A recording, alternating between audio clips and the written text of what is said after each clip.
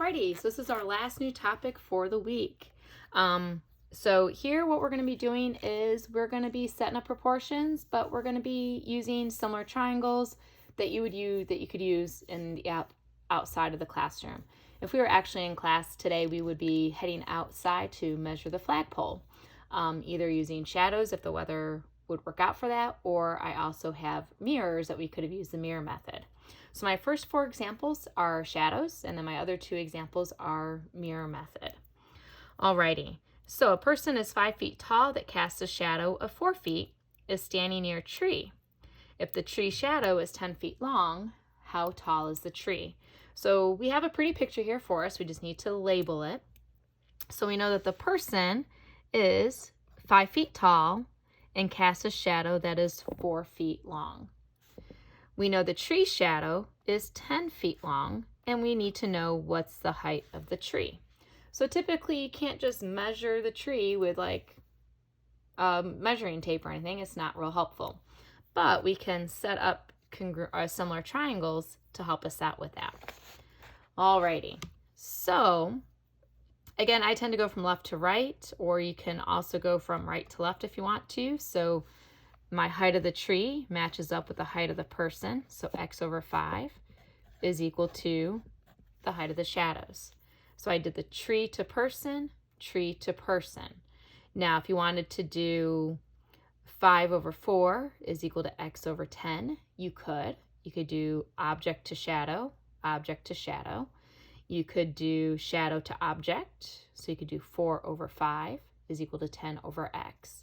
Lots of different ways to set up the proportion. It doesn't really matter which way you do it.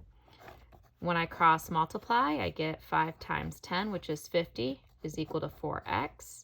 Divide both sides by 4, and I get x is equal to 12.5. So my tree is 12.5 feet tall. It's always good to make sure that you do put labels down so that you know what your answer means and what your question's asking you. Alrighty, example 2, another shadow one. So we have a 4-meter tall flagpole casts a shadow that is 6 meters long. At the same time, a nearby building casts a 24-meter shadow. So how tall is the building? So again, let's go ahead and label. We've got the building, we have the flagpole. So it's a 4-meter flagpole casts a 6-meter long shadow. The building is going to cast a 24-meter shadow, and we don't know how tall it is. Alrighty, so from here, let's do a object to shadow ratio. So object to shadow, we've got the building, and then that's equal to your object to shadow. So your building over the shadow, your flagpole over the shadow. We can cross multiply, so we get 6x is equal to 4 times 24. I'm going to do everything here in my calculator. 4 times 24 is 96. Divide that by 6, and I get 16. In case you need to see it out. So the height of the building would be, oops, it's not 16 feet. It is 16 meters. Wasn't paying attention. Oh, it's a really bad meters there. Was not quite paying attention to my problem, my labels. Alrighty.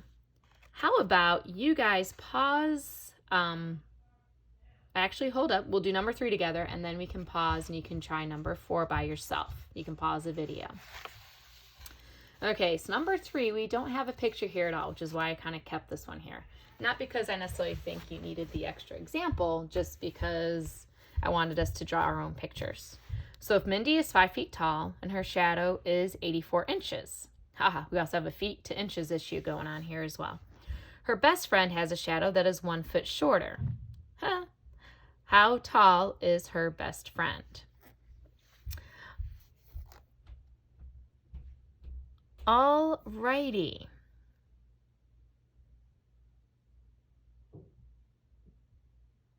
So let's go ahead and we're going to switch everything into feet. So if I do, so if Mindy, so when I draw my picture here, we've got Mindy and her shadow.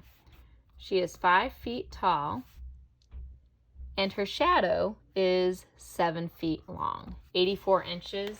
If I did 84 divided by 12, and I got 7 feet there because there's 12 inches in a foot. Now her best friend has a shadow that is 1 foot shorter than Mindy's shadow. So her best friend, here's another triangle. So her best friend's shadow is 6 feet, and we want to know how tall is Mindy's friend. So if you want to label your picture, we've got Mindy, and we have Mindy's friend. Alrighty, let's set up a proportion. Person to shadow, person to shadow. When I cross multiply, I get 30 is equal to 7x. Divide both sides by 7. X is equal to 4.28. So I'm going to round that to 4.3 feet. Oops, sorry about that. So here is the deal. We will not have to worry about doing conversions with your inches and feet and things. Like I said, I wanted to do that one just to kind of show you how you can draw your picture. When I'm doing these types of problems, I tend to just do straight lines. If you want to, you can always do more of a picture if you'd like to. I'm just not that good of an artist. Alrighty, so we're actually going to skip number 4 because it also has some extra conversions in there that we just don't need to worry about doing. Flip over or go to your second page because if the weather wasn't going to work out for us on Thursday or whenever we would do this in school regularly, to see shadows, we would use mirrors. And that's what our other 2 examples on the back are. Alrighty, so what we can do, we can use mirrors to help us and set up similar triangles and then set up a proportion to figure out how tall objects are that are really pretty big otherwise. So we are visiting the Unisphere at Flushing Meadow Park in New York. So we're going to want to estimate the height of the steel sculpture of the Earth, which is this thing right here. So we have a mirror in between us, like the person and the sculpture. So we can measure how far we are away from the mirror and how far the sculpture is away from the mirror. We hopefully would know how tall you are, and then you can use that to help figure out how tall the big sphere is. Alrighty, so here your height is going to correspond to the sphere's height, and then the distances away from the sphere are going to correspond to themselves. So here we go. Give myself a little bit more space there. Okay, so we can do 5.6 feet to, we don't know what the height is of the sphere, equals, we are 4 feet away from the mirror, and the other object is 100 feet from the mirror. So I did a height of the object over height of the object, distance from the mirror over distance of the mirror. If you'd rather, you could do 5.6 over 4 and x over 100. It'll work out the same exact way. When I cross multiply, 5.6 times 100 should be 560. And that's going to be equal to 4x. When I divide both sides by 4, I get 140 feet. So, using similar triangles, we figured out that that height of the sphere would be 140 feet. Alrighty, last example. This is probably the longest video this week. Okay, so we have the mirror again. We have a person with the mirror, and we're looking for the height of how tall a geyser. Oops.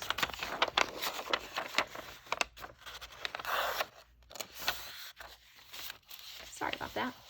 Of how tall the geyser is, or how tall it spits up. So I'm just making sure we are all in feet, so we are good to go. Okay, so Desmond places the mirror on the ground 40.5 feet from the base of the geyser. So this is going to be, 40.5 feet is the length from the geyser to the mirror. And he walks away until he can see the top of the geyser in the mirror. So he is 6 feet above the ground. So he is 6 feet tall, and he is 7 feet from the mirror. So that's going to be a 7 there. The numbers are there if you print this out. They're just really hard to see. And then we're looking for the height of the geyser. So we can do height of the person over how far away from the mirror. We don't know the height of the geyser, but we know that it is 40.5 feet away from the mirror. And then cross multiply. 7x equals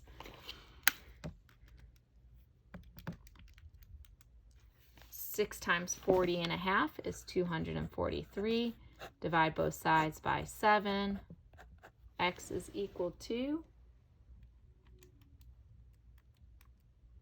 34.7 feet.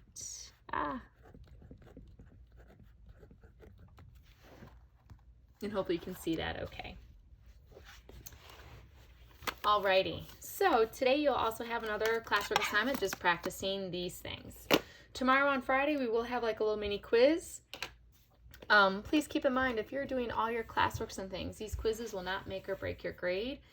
They are the only thing that I'm going to be grading on accuracy. Now, your classworks, if you're making mistakes, I will make sure that I am going back and double checking with you to make sure that you know how to do them. And as always, just make sure if you have any questions that you shoot me a message, because again, I can either email you an explanation back, or I can send you a quick video as well. Hope all is well, and have a great rest of your day.